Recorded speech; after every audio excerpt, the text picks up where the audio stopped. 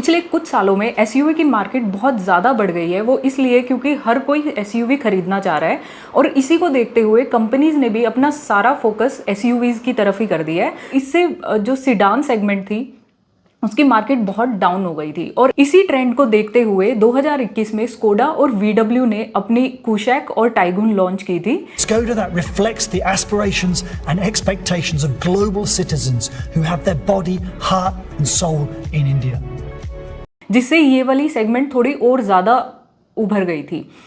अगर हम sedan segments की बात करें तो इसी ट्रेंड की वजह से सिडान सेगमेंट बिल्कुल ख़त्म सी हो गई थी, क्योंकि वरना अपने स्मॉल साइज़ की वजह से बिकनी बंद हो गई थी। और अगर हम बात करें सियाज, रैपिड की, तो ये आउटडेटेड हो गई थी और टोयोटा यारिस कंपनी ने बंद कर दी थी क्योंकि सेल्स बहुत ही कम थी उसकी। तो ऐसे में सिर्फ होंडा सिटी बचती थी जिसने इस सेगमेंट को अलाइव रखा था।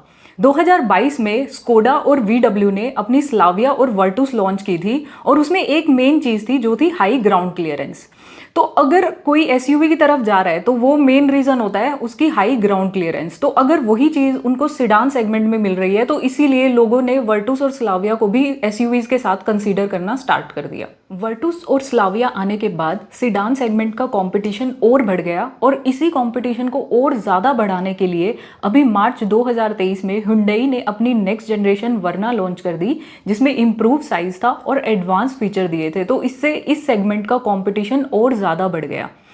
तो ये वर्ना लॉन्च होने के जस्ट एक हफ्ते बाद ही स्कोडा ने भी अपने कुशैक और स्लाविया के 1.5 इंजन को मिडल वेरिएंट्स में इंट्रोड्यूस कर दिया। तो इससे क्या हुआ कि कस्टमर्स को 1.5 लीटर का इंजन मोर एक्सेसिबल हो गया, कि उनको कम पैसे में ही 1.5 लीटर इंजन अवेलेबल हो रहा था। उसके बाद अभी VW ने भी वर्टुस और टाइगुन में वेरिएंट्स अपग्रेड कर दिए हैं। तो क्या नए वेरिएंट्स आए हैं, आइए मैं आपको बताता हूँ। तो VW टाइगुन में नया क्या आया है, 1.5 इंजन की ऑप्शन में हमारे पास दो वेरिएंट आते थे, GT और GT प्लस। GT में मैनुअल ट्रांसमिशन आती थी और GT प्लस में ऑटोमेटिक। बट अभी इन्होंने क्या किया है कि GT में मैनुअल के साथ साथ ऑटोमेटिक ट्रांसमिशन भी दे दी है और GT प्लस में ऑटोमेटिक के साथ साथ मैनुअल ट्रांसमिशन भी दे दी है। तो इससे क्या हुआ कि कस्टमर्स को ऑप्शन मिल गई है कि अगर वो कोई भी वेरिएंट ले तो उनको मैनुअल और ऑटोमेटिक दोनों ऑप्शंस अवेलेबल होंगी। और VW वर्टुस में सिर्फ 1.5 में सिर्फ GT प्लस आता था जो ऑटोमेटिक में आता था, बट अभी ऑटोमेटिक के साथ साथ उन्होंने उसमें मैनुअल ट्रांसमिशन भी दे दी है। इसके अलावा VW ने 3 नए कलर भी लॉन्च किए हैं।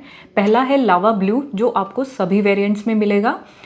दूसरा है डीप ब्लैक जो आपको दोनों गाड़ियों के GT प्लस के, चाहे आप मैनुअल लो चाहे ऑटोमेटिक लो, दोनों में आपको मिलेगा।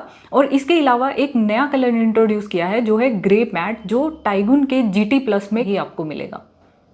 इसके अलावा 2 नए कंसेप्ट भी लॉन्च किए हैं VW ने, ट्रेल और स्पोर्ट।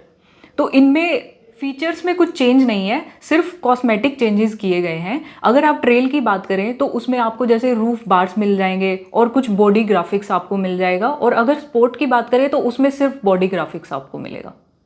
तो ये था VW वर्टुस और टाइगुन के वेरिएंट्स का अपडेट। और अगर इसके बाद भी आपका कोई क्वेश्चन है तो आप हमें कमेंट सेक्शन में लिख सकते हैं।